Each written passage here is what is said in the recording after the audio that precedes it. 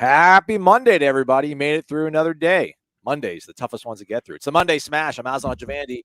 That is managing editor of Warchant.com, Ira Schoffel. Thanks for being here. Over the course of the next hour, we'll talk about things relating to Florida State athletics, taking your questions as well, live here on YouTube. As a reminder, and as a courtesy, we ask if you could please hit that thumbs up button. We'd appreciate it. All it does is just kind of ping this video out, lets other Florida State fans out there know that, hey, there's a show going on that's talking about Florida State sports. There's people out there, Ira, that love Florida State that have no idea Warchant exists. Help them out. It's hard to believe. It's hard to believe, but you're probably right. Hit the thumbs up button, subscribe to our YouTube channel, totally free. But if you want the real good stuff, the really, really good stuff, you got to subscribe to Warchant.com. If you sign up right now, it'll take you all the way up until September 1st. It's $29.99. So that's like 7 months of access for $30. Do the math, everybody. That's really cheap. So hop aboard. It's going to be a fun season. Ira, how are you, man? I'm great, Aslan. How you doing, man? It's I was talking to somebody at FSU today that spring football is not that far away. We feel like the 2022 season just ended, but spring football literally will be within about a month or so, and so we'll be back at it pretty quickly. You think we're going to get invited for a tour of duty hangout? Oh, I'm sure we will. I feel pretty confident we will. Probably towards the end of February, we'll get to watch one of those. And then, we'll have our media luncheon, I'm guessing. It seems like a tradition now. I don't think Mike Norvell could stop that if he wanted to. He's got to have us over, have a little, maybe some barbecue, get some interviews, get ready for preseason camp. Ira, I want to ask you about this thread that's been living on the Warchant.com tribal council here for about a week and a half now, maybe close to 2 weeks. And we talked about it on the podcast, Wake Up Warchant, with Corey Clark and myself, which, by the way, tune in tomorrow. Derek Noddy, Super Bowl participant, joins us on the show. How cool is that? Awesome. But somebody asked about, what happens if they go 9-4 next season? On a scale of 1 to 10, how mad would you be? And surprisingly, despite the fact that we were so early in the calendar year, so far away from the real football season, people are being pretty practical despite all this hype that's around this program with much deserved reasoning. A lot of folks 6, 7. Walk me through this, Ira. How do you have a Heisman Trophy candidate quarterback, a first-round pick at defensive end, pretty solid solid cornerback or two, an offensive line you feel really good about? I think we tweeted something out from, I don't know if On3 pulled it from PFF or how it worked out, but something like Florida State's got a top 10 player at running back, at quarterback, at wide receiver, defensive end. You have all this. You're going to go 9-4, and you're not going to be that mad. I'm not trying to push people to being crazy, Ira, but I don't believe people right now. I don't believe that. Yeah, I mean it's one of those things where some people may say that today, but then when they actually live through it, it would be a different story. I mean, the reality is, if we looked at this schedule right now, I think most of us feel like there's 6 or 7 games on that schedule that Florida State should win. Something would have to go. They'd have to play poorly, really just not play well at all to lose. We can go through some of those games. I mean, obviously, Southern Miss, you can't lose to them at home. You'd like to think BC's a game that you're not going to lose. Virginia Tech and Syracuse at home. Those are 4 games. Duke at home, 5 games. North Alabama is 6. So you're talking about 6 or 7 games that are guaranteed almost wins. So if you finish 9-4, then you would have had to have gone 2-4 in those other games. So yeah, I think people would be disappointed regardless of what they say in February. I'm just saying, if you're okay, LSU, that's a tough game, you could lose that. At Clemson, that's a tough game, you'll lose that. At Florida, that's a tough game, you could lose that. And then you throw another one in there. I don't know how anybody feels good at all. And I'm not trying to say you need to scrap this thing, you're not moving in the right direction. I'm not saying that at all. But you got to strike while the iron's hot. When you've got a Heisman contending quarterback, and I know it's early right now, he hasn't played any games this coming season, but we know what he's like. We know what he's all about. I can't think of any team that's ever had a Heisman candidate going into the preseason and their fan base being man, if we can just kind of hang around, get 9-ish wins, we'll be cool. It just it's never struck to me being the case. But again, shout out to everybody being we're happy just going to bowl games again, just second-tier bowl games. That's all we want. So I'm glad to see everybody's being a little bit level-headed right now. I would say real quick, just to follow up on that, I think if people are feeling like that right now, there's probably a little bit of guarding against the excess optimism. There are so many people talking about, including the players, talking about national championships and get to the playoff and all that. So I'm sure there's some self-defense mechanism where people are let's just slow it down. And as long as we win 9 or 10 games, we're going to be fine. Because, we haven't been there in a long time. It's been a long time since Florida State was in a position where you felt like 11 or 12 wins was reasonable. And so it feels a little bit dangerous going out on that island. But the reality is, this team should have high expectations. They should be talking about trying to play for a championship because, like you said, there's not going to be that many years where you bring back all the things that they're bringing back. We go back to 2013. That team, the big question mark was Jameis at quarterback as a redshirt freshman. We can laugh at that now, but at the time, that was a big question. You're going to be breaking in a new quarterback. Who wins a national championship with a new starting quarterback was the talking point. Well, you don't have that right now. You've got so many pieces coming back that people should be excited and have expectations. Shout out to our guy, Eric Angel. He turns 45 today. Happy birthday, Eric. Thanks to Nole fan, I can tell you who wore 45, at least like on the gridiron. Kirk Carruthers. Kirk Carruthers, great. Lamont Green, senior, Boots' father. Darnell Dockett, my era Chad Canfield. Shout out, walk-on linebacker. Preston Daniels wearing 45.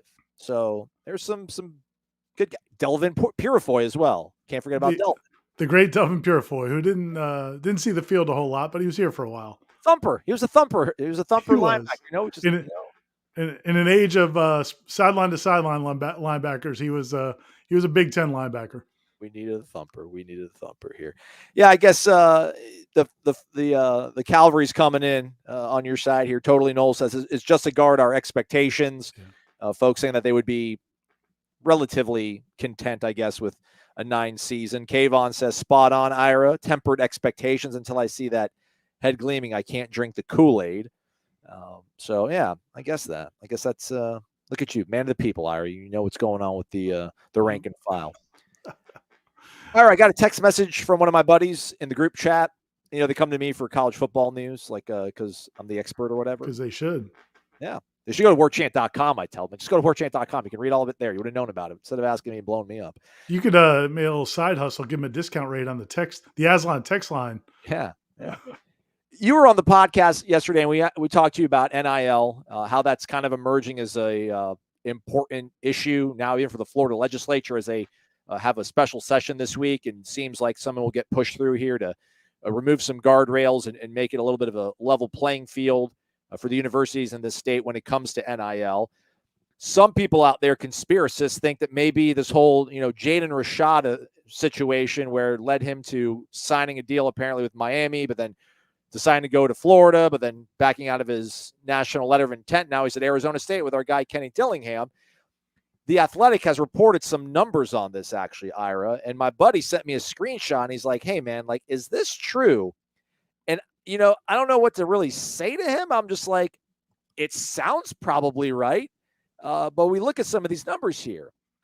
Apparently, $500,000 up front. I guess we call that maybe your signing bonus. $250,000 American dollars, Ira, per month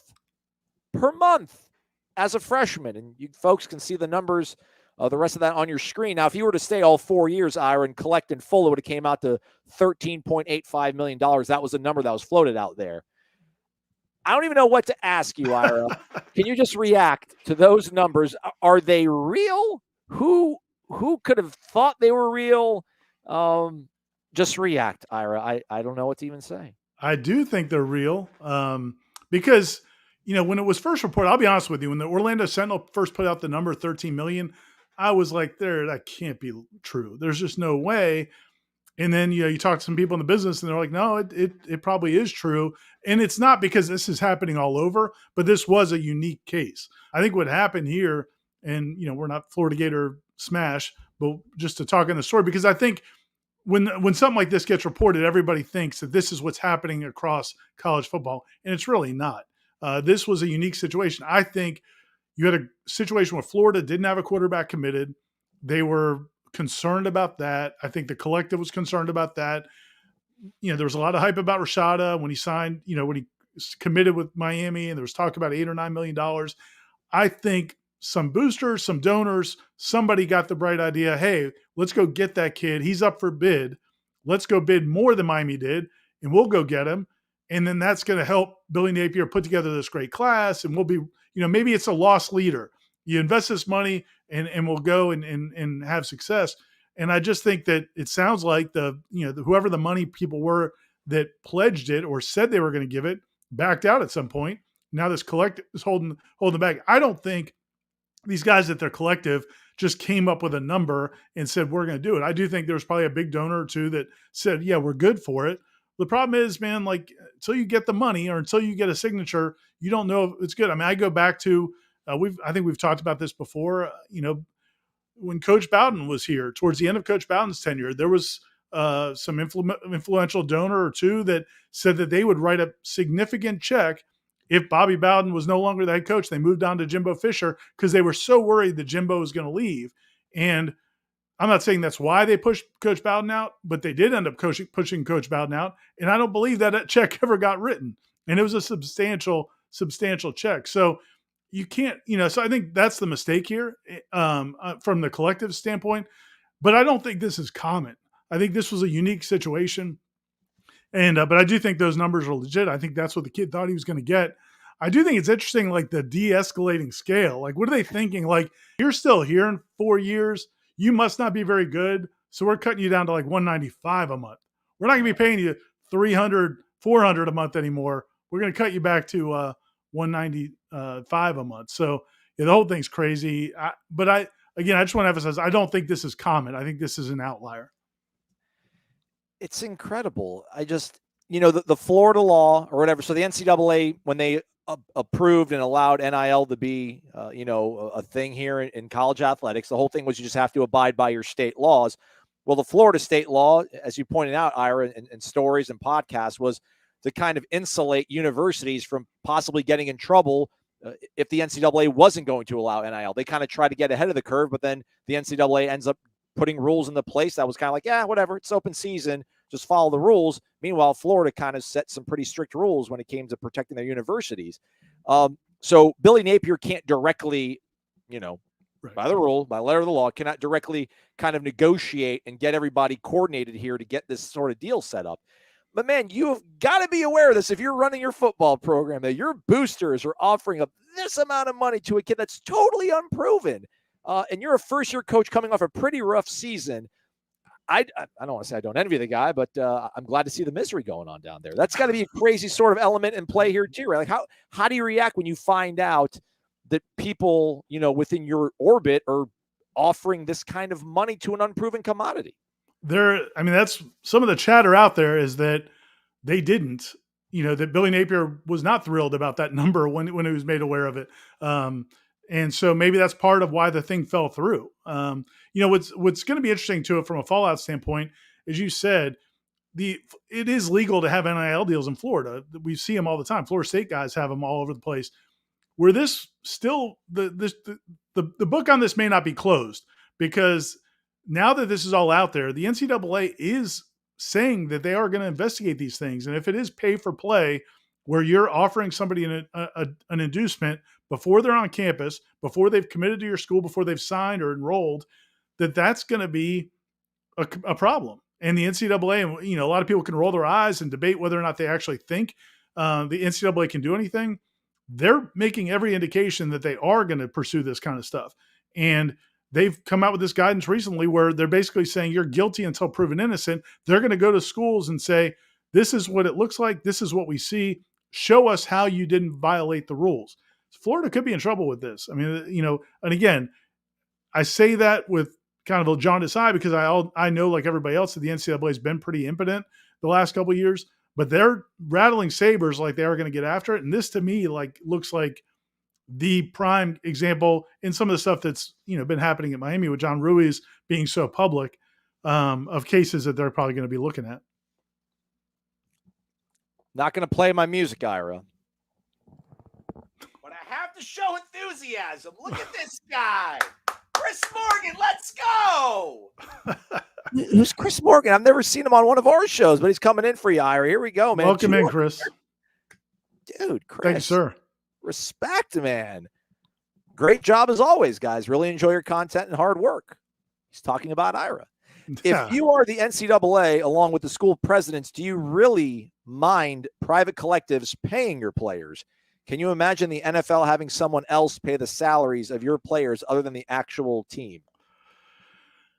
Yeah, it's a good question. I think it's a fair question. The problem is this isn't like the NCAA doesn't own these teams, and so and then there's the concern about the quality of the product. And I think a lot of coaches right now are real concerned about what this is going to do to the quality of the product. And the comparison a lot of people made was to the NFL and coming up with a rookie contract scale that was more reasonable. And the NFLPA has, negotiated scales for what different players can make to keep things kind of in order. Because back in the day, NFL teams were giving rookie quarterbacks who end up not playing all these ridiculous contracts. So I think that's part of it. If you look at the teams that had the biggest problems with NIL last year, were probably Texas A&M and Miami. In terms of, I say problems, last summer everybody was celebrating them because they were putting all this money out there in NIL, but they're two teams that played terribly. And a lot of people feel like it's because the NIL just infested the locker room and there were all these rumors about who's got what and who's getting paid what. And you got Tyler Van Dyke sitting there not making a ton of money compared to, at the time, Rashada's commitment. So those kinds of things are a problem for the sport. So I do think there is some desire to rein it in. At the end of the day, I think the NCAA is fine with these kids making money, but they are concerned about the quality of the sport overall. And I think that, those are some of the problems we have right now. And it's just becoming untenable. I think a long-term consequence is you've already seen some coaches intimate that the reason they're going to NFL jobs or looking at NFL jobs is because they don't like what's happening to the college sport. And fans, I think there's a chance you could alienate fans. If the stories like this one, Rashada, become commonplace, you can alienate the fans. So I think there's some long-term reasons. It would be beneficial to try to clean it up if they can. I mean, call me a hater. I guess you could say he deserves it because what he's helped this program do. But if I found out that Jordan Travis was making $250,000 a month, I'd be a little bit sick to my stomach, man. Shout out to him. I guess I am being a hater, but I just cannot wrap. And I know that's not a good argument. That's the way it used to be. But just to think about all the great players that have played collegiate football, and now these kids are just getting obscene amounts of money. And when NIL came out, I was like, all right, your name, image, and your likeness. All right, you should be able to sign some autographs. You should be able to show up to a club, shake some hands, make a couple dollars. All right, cool. 13.85. Crazy. Let's transition here. Traditionals here. Get it, everybody? Traditional. Traditional. Well done. Ira, what's your position on how Miami is? They've lost both coordinators. They fired one and one dumped him at the altar. At really weird timing too, Ira. Yeah, I don't think it speaks to the Kevin Steele one. You can't, if you get the offer the defensive coordinator job at Alabama, can you say no? I know the timing isn't great, but it's not like things were going well at Miami. I think if Kevin Steele had left Miami to go to, Virginia Tech at this time, I think it would be a really bad sign. And I know everybody's making fun of Miami because of this, and I get it and have fun with it. Go, because they would do the same thing to you. So go have fun. But from a standpoint of the optics, I don't know. He got the offer to go coach those guys at Alabama. That's going to be hard to turn around. Miami is a rebuild. There's no doubt about that. The offensive coordinator situation is more weird to me because you waited until just like a week or two ago to fire Josh Gaddis when you probably should have done that 2 months ago when there was a lot more candidates still out there. So when it happened, I thought, well, they must already know who they're going to hire. And this is going to be like a one-day turnaround, but that hasn't happened. So I'm curious to see what happens with that one. But at the end of the day, none of it's good. So if you're a Florida State fan, you have to be happy because now they're going to be putting in new systems on both sides of the ball. And you're going to be in that situation where Florida State was, where you had basically 3 years, 3 different offense coordinators, 3 different defensive coordinators. That's not usually a recipe for success. Folks, stick with us here for to the top of the hour. We're going to be joined, kind of a recorded segment with the vice president of the Nole Zone, our guy Butch, to talk about you students that are watch us here on YouTube. A lot of youths watch us on the YouTube, Ira, about just how much the Nole Zone is growing, how you folks can get involved, sit in the section, give these teams a real huge home court advantage with a couple home games coming up on the hardwood and some softball exhibitions coming up as well. So stay with us and check that out. Lots of good details in that. And it's awesome, man. We might have had Nole Zone when I was a student, but it was nowhere near as organized and kind of massive as it's becoming right now. And it's kind of cool to see. Yeah, and we just want to kind of help them get a little bit more exposure as they're trying to build it. And it seems like they're trying to do it the right way. And I think the students have been awesome. And I mentioned that to him when we spoke to him. But I do think the student body has been really good, especially for men's basketball the last few years. And we're glad to give them a little shout out. Our guy, Tom Ortner, I'm going to have to tag you in on this one, Ira. This might be, I know it's Michael Langston's account, but he's out of pocket right now. Do we know what recruiters were responsible for bringing in that linebacker from California, that linebacker being Blake Nicholson? I mean, I think the two names that Michael talks about the most is Derek Ray, who's the general manager of the recruiting staff or the scouting department, because he has West Coast ties. He worked on the West Coast for a long time. So I think he had some really good connections to kind of help them out. But then also, Randy Shannon, the linebackers coach. I think Blake likes him as well. I'm sure Adam Fuller was involved, but I think Derek Ray, when they hired him, and he's a real sharp guy. You and I've gotten to talk to him. He's a really sharp guy. He does a really good job behind the scenes with Mike Norvell. When they brought in a guy from the West Coast, a lot of people kind of raised their eyebrows. Why wouldn't you bring in a GM from Miami or the Southeast at least? But I think he's done a really good job of opening some doors for them with guys on the West Coast. And Blake Nicholson's definitely one of them who he won't be here till the summer. But he's a real nice-looking prospect at linebacker. No disrespect to the Beavs. They took out the Gators. That was really cool. But I think, at least for me, it wasn't more so like West. I'm not geographically biased. Like, I love the fact that Adam Fuller's from the Northeast. I think it's kind of cool. We got a guy from Boston out there coaching our guys. Coach him up. But it was like he was coming from Oregon State. Like, all right, like Southern Cal, Pac-12, sure. Like Utah, UW, Washington, like sure. But like Oregon State was like, But again, it's we're at the point now here. Well, not we. I'm at the point now here where I'm not going to really doubt anything that Mike Norvell is doing at this point. Now that he's not that he's infallible, but it's just like I've been pessimistic enough, and things have been trending in a good enough direction that it's kind of like, all right, man, sit down, just for a little bit. So enjoy the W's. I will sit down here. R. Wilmer wonders. I can ask Michael Langston next time we do a recruiting chat about this, R. Wilmer, but. If there's been any immediate impact from Patrick Surtain coming on board. Now that we interviewed him last week and you've had maybe time to digest it a little bit further, I don't know what, am I missing anything here? It just seems like every sort of check you would want on your list to be marked when it comes to hiring a defensive backs coach. Patrick Surtain brings it. And, Corey and I disagreed about, he thinks that maybe Patrick Surtain, his biggest draw for Florida State and Mike Norvell is that pipeline and those contacts that he has down in South Florida, which I'm absolutely in no way, shape, or form saying that it's not. But I think you're getting a really good coach, man. I mean, a guy that's led a program down in the South to win state championships, a really strong program, but been in the NFL as a player, as a coach. I'm more excited about that aspect. What have you been taking away from kind of processing this hire for Mike Norvell and company? Yeah, and as it relates to Corey's point and to R. Wilmer's question, we don't know yet about the impact on recruiting because things got shut down for February. February is a dead month, so they can't have any in-person contact. There is recruiting happening by telephone and things like that, but I don't think you're going to see any real returns on Patrick Surtain, and maybe till this spring when you see maybe they get some guys up for visits that you haven't had before. I can tell you from South Florida, just like any part of the country, people that are familiar with you have a better chance of getting into buildings, getting into, as a high school football coach at Heritage down there, he knows all those high school coaches and they're not going to shut their doors to him, especially now that he's at Florida State. So I think that's a positive, but we won't really see those results probably till later this spring at the earliest, maybe when guys start showing up at spring practices from schools in South Florida that they haven't really had a lot of success with in the past.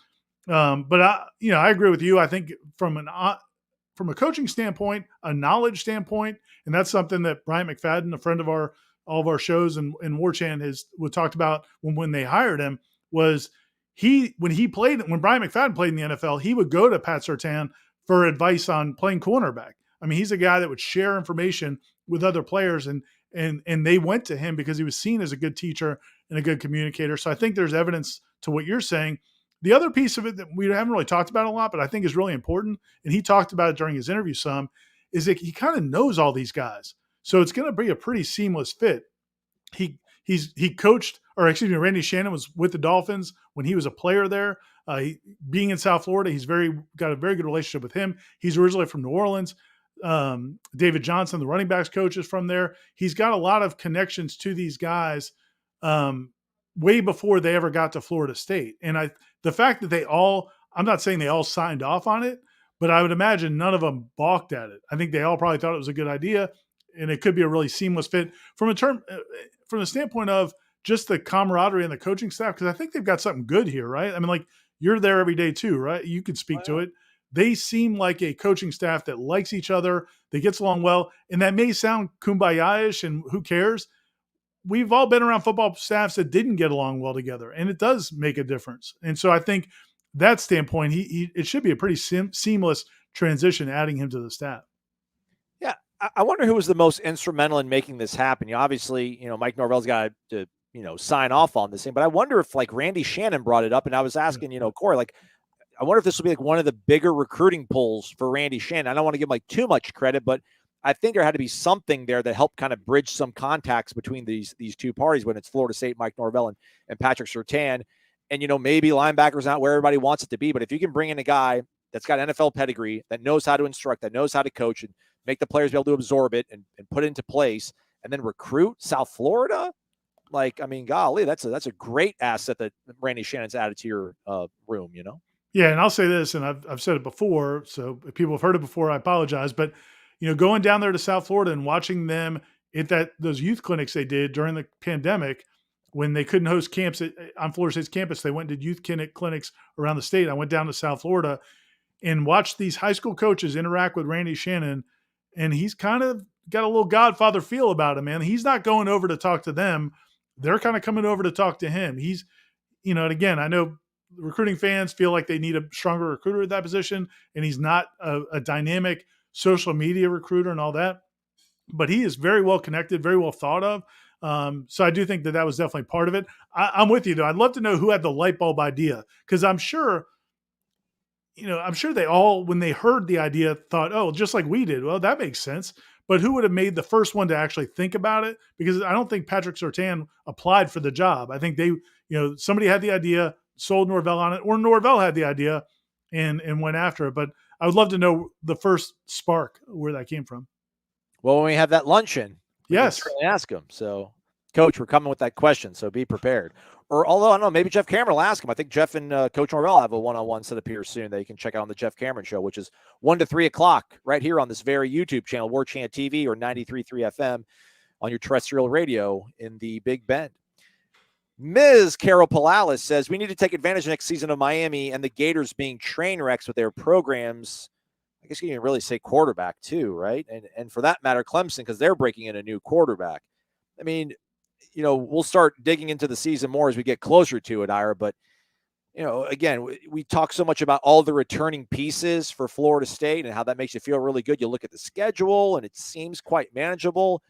But like when you start peeking over the fence, and maybe this is where you start getting into some sort of trouble. This is, I think, maybe where you maybe set unrealistic expectations. But when you do look at Clemson, I don't know if Garrett Riley, the new OC, if that's going to be kind of the elixir for Dabo to get his swag back, if you will. But Florida had to go to Graham Mertz at Wisconsin, which wasn't exactly the most coveted quarterback. Miami, again, no coordinators. I mean, how much of that you think is going to be something that the staff can take advantage of? Is it more taken advantage of on the field come September, October, November, or is it going to be taking advantage of it here once recruiting windows open back up and you can start talking to kids? Because if you want to come to the state of Florida, it just seems like you cannot be in any better of a place than Tallahassee right now.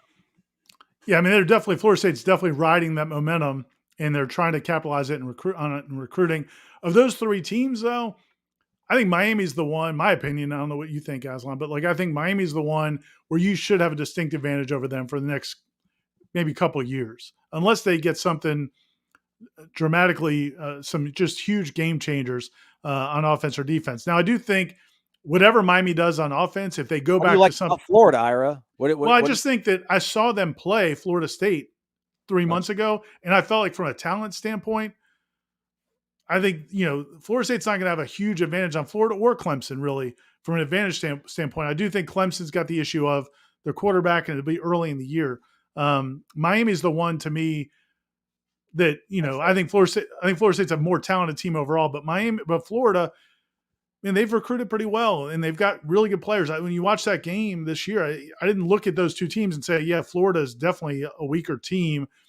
If they get quarterback figured out, that could be a really tough game. The question to me is, what is Graham Mertz? I think it's a punchline right now to FSU fans because you look at his stats, and it doesn't make any sense for his numbers to be that bad at Wisconsin, where usually, and we saw Alex Hornibrook's numbers, usually quarterbacks in that system, it is a quarterback friendly system because everything's off play action. You end up usually a lot of wide open stuff. They went with him, and we'll see if they got it right or not. Clemson, obviously they've recruited incredibly well, but they have a new quarterback as well. So those two games, to me, you're not going to go into either of those games with a huge advantage up and down the line roster. I think Miami's probably a couple of years away from being super competitive with a Florida State. Yeah, I mean, as a Wisconsin, I mean, I'm speaking out of my butt because I don't look at a lot of Wisconsin quarterback stats.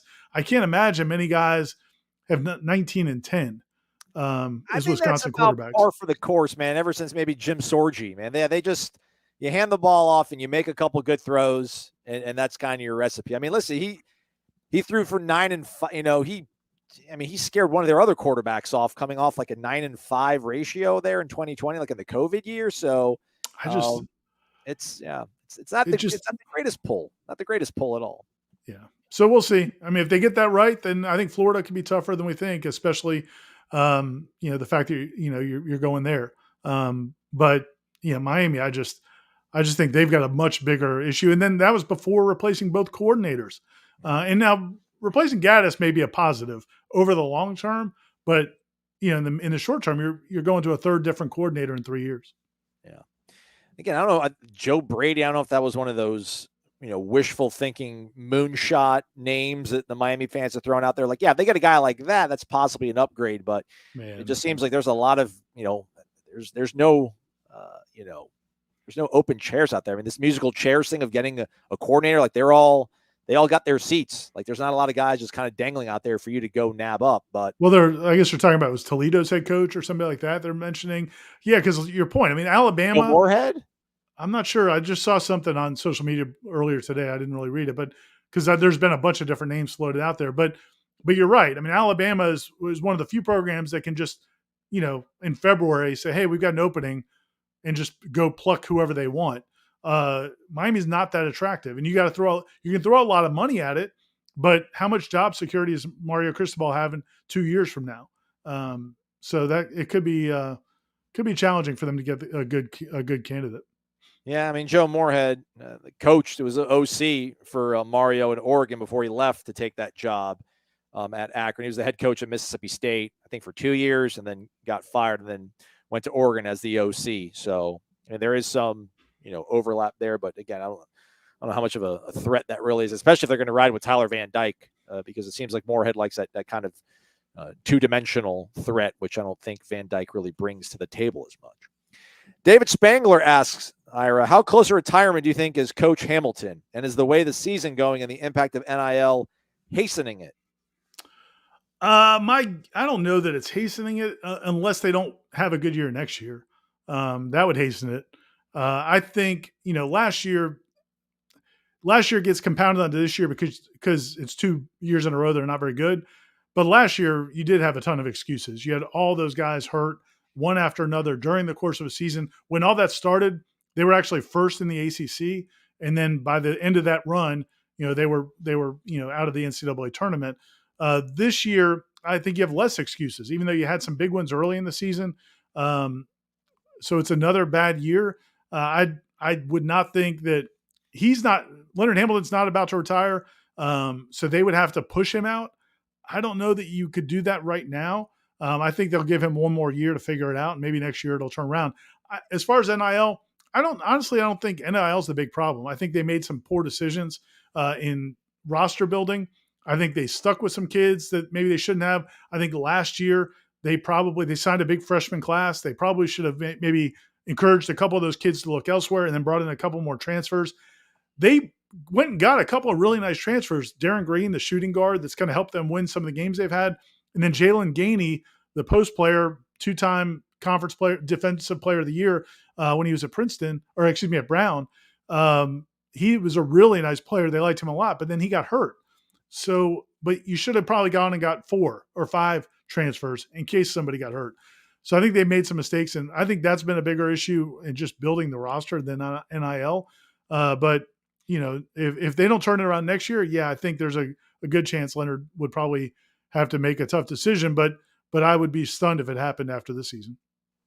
Well, speaking of hoops, they've kind of made their bones over at the TLCCC, and that would be the Nole Zone, which is a student section. They've been moved around throughout that arena, but they found a home behind one of the goal posts, behind one of the backboards. We spoke to the vice president of the Nole Zone, Butch Samide, kind of outlined some of the plans they have for the Nole Zone. Whether you're a student watching this or you're not a student, but you went to Florida State or you just like attending games live, they're really doing all they can to help Florida State get the best edge they possibly can when it comes to creating a home sort of field advantage. We're going to play that interview for you now. We'll come back at the end of it. It's a few minutes. We'll come back, answer some more questions that you folks have here on the Monday Smash. All right, it's a bit of an intermission here on the Monday Smash. Obviously, it's Ira and I. We took a breather here, but we're hanging out with Butch Samide from the Nole Zone, not unlike Wu-Tang, Warchant, for the kids a little bit, Butch. As a student at Florida State, I didn't have all these cool things that are available to students now. If you're a Florida State student and you love Florida State athletics, which I'm sure you do, because a large part of the reason that you came to Tallahassee was to take part in the Seminole tradition of being a fan, you're doing it wrong if you don't hang out the Nole Zone. What do guys and gals out there that are watching this show need to know about Nole Zone and how much it just makes the overall experience of being a fan of Florida State as a student that much better? Oh, man. I mean, with the Nole Zone, the one thing since I've become vice president, I've worked to make the student section warm, welcoming, and passionate. I mean, when you go to a game, I was a freshman, but I had been going to games since I was 4 years old. So I had no intimidation. I knew every player on the roster, every coach, every piece of information you could know. But I know that for many, that is not the case. So we try to, welcome everybody into the games, make sure they're feeling right, feeling energized for the game. And then once it starts, it's got to be crazy. It's crazy, but, we try to balance it, make sure we keep the student section as educated as possible. We get crazy. We try not to be too disrespectful. We don't want any athletic directors or assistant coaches hearing anything too far out there. But yeah, we make sure that we have a good time and we make sure that the team knows that we're there. The students have done a really good job. I got to give a shout out in general to the students at FSU. Over the last several years, the attendance has been really good especially for men's basketball. Where you guys are sitting, like Aslan put up the picture of you guys, and people could see you. You guys get a lot of TV time in your costumes and all that. Is that specifically for the Nole Zone? Who can get in there? Do they have to apply to be able to get in there? How does that work? Yeah, so that section is meant for everyone. Okay. I know it's hard because it's standing area. It's right next to the band. It's also really close to the tunnel. It looks kind of exclusive. But like I said, with the welcoming part, we're trying to get everyone, acclimated to, coming and standing with us, knowing that once again, it's not intimidating to be down there. We have some stuff in the works to try to get that banner around more.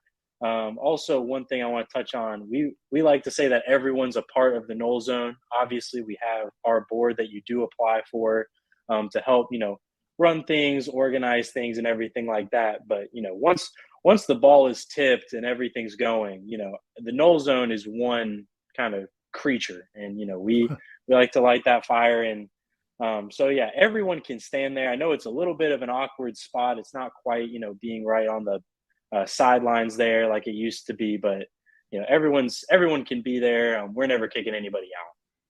And you guys are trying to get to, as you said, like trying to get to all the sports. Because I think historically the perception was the Nole Zone kind of more for men's basketball, but you guys are trying to branch out into other sports. Yes, absolutely. Boosters is great with us. They gave us a very nice budget to use this year. So we're directly funded from boosters, and that's who helps, run and promote our stuff. But as you can see me going crazy there for a little bit, but yeah, so we really work to try to become way more inclusive than it has been in the past. And there are going to be certain years where men's basketball, through different injuries and different things, where not the record that we had hoped for, but there's other sporting events, other programs that are doing well above expectation. For example, who thought that the women's team was going to be this good under year one of Coach Wyckoff? As long as I think Penske's here, we're going to be a women's soccer dynasty. Norvell's got football looking up again. Beach volleyball is a national championship contender. So it's the same energy we brought to men's basketball over the past couple of years. We kind of realized that it's time that to expand and show all the other amazing programs at Florida State the same level of passion. And it's just, I feel like the Nole Zone can really form that bridge to where it's not just students and then athletes. It's just at Florida State, it's all one family. And I think that, we at the Nole Zone really like to show that. Are the students on campus talking about Florida State football all the time, or is it just in passing? Is it only certain people? Like, what's the vibe been like since football has kind of had a resurgence? Well, I'll tell you what, there's a lot of excitement, especially coming back to school after the Cheez-It Bowl. I mean, everyone's got some kind of merch. Everyone's wearing state champs shirts. I think that the team and the school has done a really good job. It's kind of been a sleeping giant over the past couple years. And now that there's finally some success to tack on there, I feel like, the student body as a whole really is accepting of that football school mentality coming back. There are some people that, I had to teach them football, but now they're like, thank you for teaching me football because we're good again. All right, Butch. So how can students get involved? Do they just show up to a game and join the Nole Zone right then and there? Then you go to a website and sign up, lead them in the right direction? Yeah, so we're actually in the works of putting together a text chain. I'm pretty sure on Remind is what it's called. So we'll have more information on that. But we do have application periods in the summer, fall, and winter. So we finished up our application period 2 weeks ago. So if you are looking to get involved, 100% come to games, stand with us, talk to us, email us, reach out to us on social medias, at the Nole Zone. And for right now, it is coming to games, showing love that way. But also, once summer rolls around and then fall, with next school year, there's going to be times to apply. So yeah, it's going to be exciting. Boom. Thanks again to our guy, Butch Samide, Vice President of the Nole Zone. Again, follow them on social media at the Nole Zone. It's awesome, man. It's really cool to see the students really kind of supporting all these different sports. I mean, there's photos of them at Tully, photos of them at the softball, at the Plex. So they're doing the best they can to help give these teams a little bit more of an advantage at Doak and other places, Ira. So thanks for making that happen, Ira. Yeah, I think back to, again, when I was in college, I'm sure when you were there, like a lot of the sports other than the big three probably didn't have a lot of fans in attendance. I mean, think now about soccer, man, is packed. Softball is packed. I mean, a lot of volleyball, I mean, all these, and a lot of it's the students, which is cool. Cause again, man, back when I was in school, a lot of the students only went to football games, maybe men's basketball, occasionally baseball. But now it seems like the students are really getting involved in all the sports, which is definitely cool. I'm going to yell, Ira, because he gave us $300. It's Z-Chan. Let's go. Z-Chan in the house. The dentist. But not the dentist, but an awesome dentist. Z-Chan, $300 in the jar. What do you do? Come on, man. Thank you. That's incredible, man. Thomasville's finest right there. And he's not even asking a question. Z-Chan, ask a question. Love the atmosphere in the student section during the Florida game earlier this year. Go Noles and go Warchant. Yeah, they brought it. I thought, and they had to. The onus was on the kids because it was like, hey, man, Friday for Thanksgiving, everybody's going to go home, hang out, family. Do you want to make the drive back to Tallahassee? They did. And they made life miserable for Anthony Richardson and the Gators. So we like that a lot, man. Z-Chan, that's awesome. Appreciate the heck out of you, man. Tom Warner's was asking if 39 is too old for the Nole Zone. think. As you look though, Tom, you might be able to pass. You might be able to pass for like a grad student. Everybody's welcome. He says warm and welcoming. So let's know how it goes. Give us a whirl. Tom Kirkpatrick wants baseballs on the mind. Ira, I forgot his name, but there was a lights out relief pitcher from last year. Do you know, is he back for the season? Did we had a lights out relief pitcher? I don't know. I mean, Crowell pitched a lot in relief, but I don't know if that's, I don't know. I should have popped that up. I'm sorry, I just totally blindsided. No, I'm not sure. I mean, the roster. Scalaro pitched it. Yeah, look at stats from last year. Yeah, if you look at last year's stats, I mean, Scalaro was their most prominent reliever in terms of the most appearances, but I don't know if you'd say he was lights out. I mean, the most Davis Hare had 4 saves. Davis Hare, maybe something about Davis Hare, but Davis Hare's gone. Yeah. And Davis Hare, love him, and Meat loved him a lot too, but it didn't nearly kind of execute at the level I think that Meat was hoping for. I mean, he had some flashes. And Meat would talk about his split finger fastball, like, just totally drooling over it, but it got touched up a few too many times. So, but yeah, probably the two biggest names, I think, Wyatt Crowell and Connor Whitaker, two of the guys, Carson Montgomery, are some of the big names and Bowmeister, are probably the biggest names coming back on the mound for Florida State. But all of them, I mean, other than Crowell's probably the most sure thing. But they have a lot of talent, but they don't have a ton of proven arms at this level. Yeah. Shout out to Link Jarrett and his staff. Pitching coach Chuck Ristano with probably like the best Twitter handle, or he changed it. Ira, he changed it. It used to be Flick of the Ristano. I mean, if you're a pitching coach, Flick of the Ristano is incredible, but he's now at Cristano 47. So he's definitely pushing the staff. We saw them out there last week when Link opened up practice. I guess we can actually go to practice all the time that we want under Link Jarrett, but really excited to see what they're going to look like out there. Corey talked about Cam Smith being one of the guys they're really excited about. I mean, he's 6'3", 230, probably going to play corner infield for them. Nano DeSantis is back. Jordan Carrion's back. James Tibbs, Jaime Ferrer. They brought in McGuire Holbrook from West Virginia to give some depth at catcher, but sounds like Colton Vincent's still doing quite well. A lot of good pieces, and he's bolstered it. Brought in a transfer from Arkansas too. So they got James Madison, I want to say. Is it James Madison they're hosting or opening up with here? So week after this. And Corey's not lying about Cam Smith. I mean, that kid, just looking at him, I mean, he's the guy when they're on the field, he'll probably be starting at third base. When they're on the field, he stands out. He does not look like anybody else on that baseball field. He is a big, well put together, looks like a tall linebacker. And apparently can really hit it, and is a big time prospect. Yeah.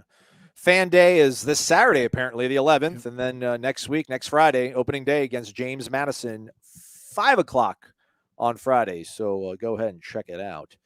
Island Chief, I guess, scrubbed back to the beginning of the video. Now he's back with us. Ira, are you suggesting Bobby Bowden was paid to go away, but that did not happen? Now, I wasn't saying he was paid to go away. I'm sorry if I intimated that's not what I meant. That there was a pretty prominent donor who told the university at the time Florida State was already wanting to build the indoor practice facility, the one we see out there every day now. Well, back in the late 2000s, Jimbo was already pushing for it. Florida State wanted to get it, but they needed money. And there was a pretty prominent graduate of the school who had a lot of money who said, I'll write a check for X amount of dollars, well into 7 figures, or maybe 8 figures, if we don't lose Jimbo Fisher. If Coach Bowden retires and we keep Jimbo Fisher, this money is there. And that all happened. And I'm not saying it happened because of that. I'm not saying they fired him or they pushed Bobby Bowden out because of that offer, but that offer was there. Then when they did push Bobby Bowden out, that is what happened. He did not retire voluntarily. Then that money never came.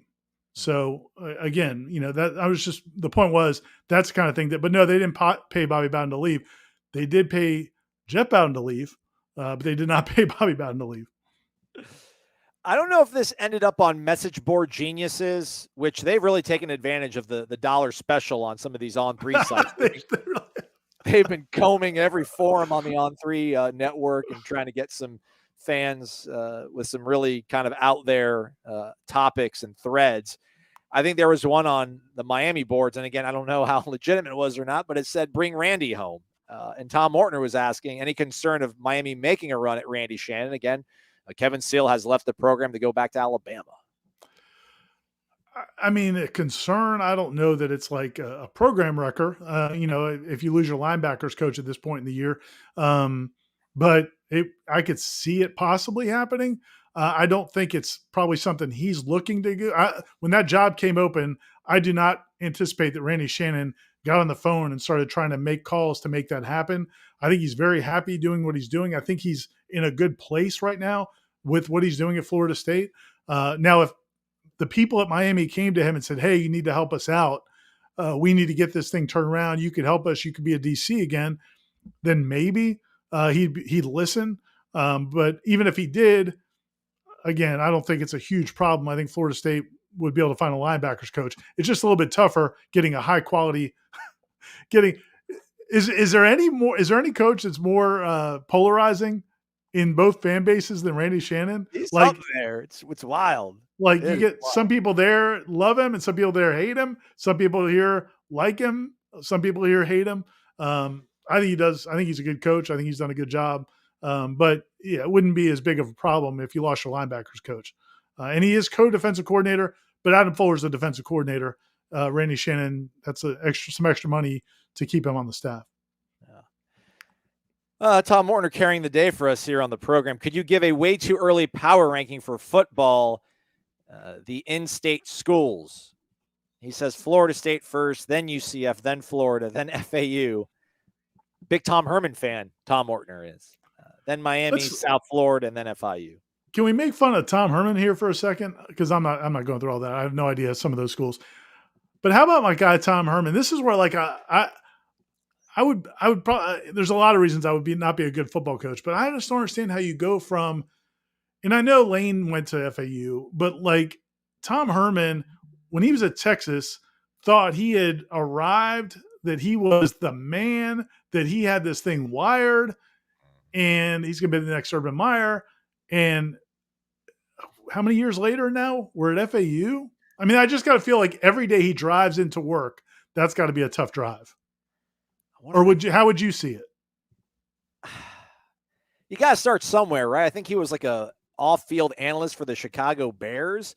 I mean, I think you look at it like Lane. You see what Lane's doing. You're like, all right, I'll go here. I can win this conference. I can win this division, and then I'm rehabilitated. Like if you can't go to the Saban School of Rehabilitation, right, might as well go to Boca Raton.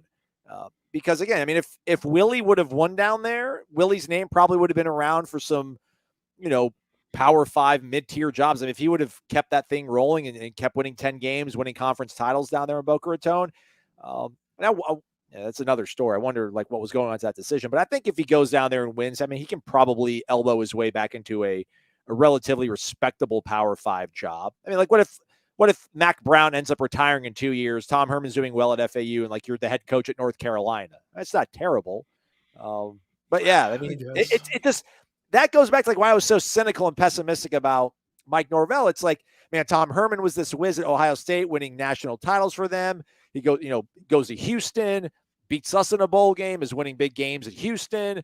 Like he's going to Texas. He was a GA there. Like all the stars are aligned. This cannot go wrong. It totally didn't work out at all. And then Scott Frost, killing it at that AAC level, had the Oregon pedigree, goes to UCF, takes them from no wins to national champions 2 years later, goes home to Nebraska. How could this not work? And it didn't work. And then like with Mike Norvell was like, how is this going to work? Like Tom Herman, Scott Frost can't fail, can't miss. Totally screwed up. Like Mike Norvell, like how can this work?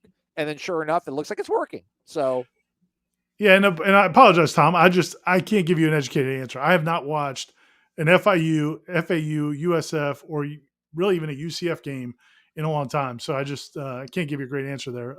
But that's accurate. I'd put Miami ahead of FAU. I mean, Yeah, I'd probably put. Yeah, Miami's got to be ahead. Well, you say that they lost. Gus will out coach Billy Napier. I think UCF's 2, Florida 3, Miami 4, FAU 5, USF, then FIU.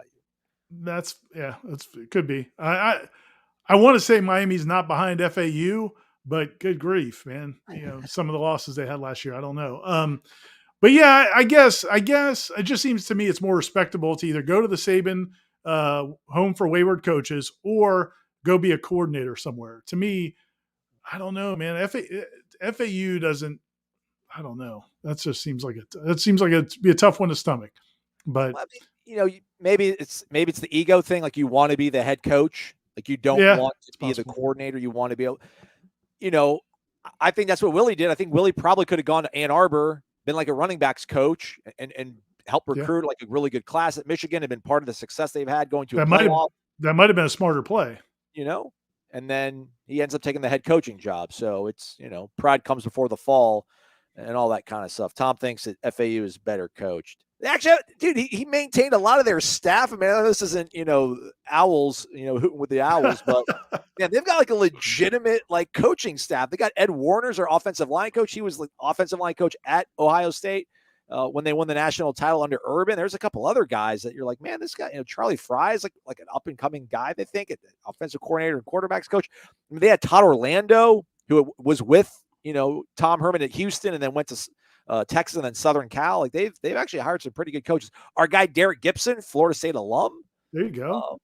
But anywho, speaking of hooting, did I ever play that? Did I ever find you that audio of from Levitard's show of the fake Schnellenberger pep talk? It's amazing. If you can find it, people, I'll try to find it and I'll tweet it. But it is one of the greatest things of all time. And I'll just recap it real quick. But it was because I haven't in a long time. But 1 year when FSU and Miami played, Michael Irvin was on Levitard's show. And he redid his speech before the game. It might have been like the 0-2 game or something in the early to mid 2000s. And he gave a speech to the Miami players, and he basically redid it for Levitard's show, and then they put it to the Miami Vice song, or to In the Air Tonight in the background, and it was a really good. Michael Irvin can talk, man. It's a really good pep talk, and it's got the music in the background. It's really good. But then Levitard went and had a guy do a kind of a mimic of it with Howard Schnellenberger doing it to FAU's players, and it's just unbelievable. I will find it and I will tweet it. It's one of the greatest things that's ever been on the internet. But it's just like where Michael Irvin kept saying, guys, when you're in that moment, it's pressure. You're feeling pressure. And then he's doing it as Schnellenberger. And Schnellenberger's like, and when you get to that moment, boys, you need to hoot. You need to hoot. And oh my God, I'll find it and I'll tweet it. If you're on Twitter, you'll see it coming at you. All right. That's about all the questions, and we've hit the top of the hour here. Thanks for joining us for another edition of the Monday Smash. If you could hit the thumbs up on the way out, I think Ira's deserved it. Maybe me to a lesser degree. Thanks to our guy, Butch Samide, over at the Nole Zone, the vice president. Again, follow them on social media at the Nole Zone if you're a student, or if you're just interested about what kids are doing at your alma mater or your favorite school these days. So stay connected with us as well over at warchant.com. Wake Up Warchant podcast coming up tomorrow. Again, Derek Noddy is on the show. Jeff Cameron show 1 to 3 o'clock right here live on this very channel, as well as 93.3 FM terrestrial radio in Tallahassee. Headlines too tomorrow. Yes, that's right. 1 to 3 o'clock, and we'll be announcing the big register sausage giveaway winner. Does Derek Noddy predict a win? Does he declare victory? Is he shooting his shot like Joe Namath? We'll have to listen in to find out, Ira. We'll have to listen to find out. By the way, shout out to the new logo. The Seminole Headlines new logo is amazing. Shout out to your daughter. Yeah, Alexa, great job. That was really good. It was, she did a good job with it. And so we'll be pimping that in the future. I should have put that on the question prompt tonight. Thanks to Chris Morgan. Thanks to Z-Chan. Thanks to you all for watching. If you don't have $300, it's cool. Just hit the thumbs up. We'll kind of call it even. He's Ira. I'm Aslan. Thanks for watching this edition of the Monday Smash. Warchant.com.